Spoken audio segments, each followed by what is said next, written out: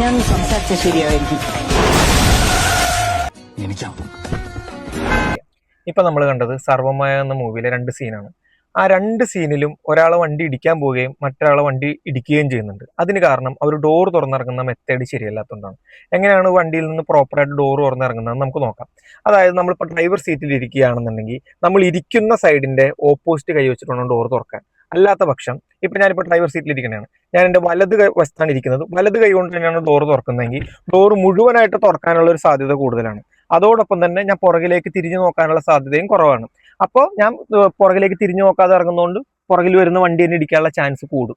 അത് തന്നെ ഞാൻ എൻ്റെ ലെഫ്റ്റ് കൈ കൊണ്ടാണ് ഡോർ തുറക്കുന്നതെങ്കിൽ ഞാനിങ്ങനെ തുറക്കുമ്പോൾ എൻ്റെ ഇടത്തെ കൈയുടെ ലോക്ക് ആവുന്നതുകൊണ്ട് ഞാൻ ഡോർ മുഴുവനായിട്ട് തുറക്കത്തില്ല. അതോടൊപ്പം എൻ്റെ ബോഡി ട്വിസ്റ്റ് ആവുന്നത് കൊണ്ട് ഞാൻ പുറകിലേക്ക് തിരിഞ്ഞു നോക്കാനുള്ള സാധ്യത കൂടുതലാണ്. അപ്പൊ എനിക്ക് പുറകിൽ വരുന്ന വണ്ടികൾ ചെക്ക് ചെയ്തിട്ട് വണ്ടിയിലേക്ക് പുറത്തേക്ക് ഇറങ്ങാനുള്ള ഒരു ടെംപ്റ്റേഷൻ ഉണ്ടാവും.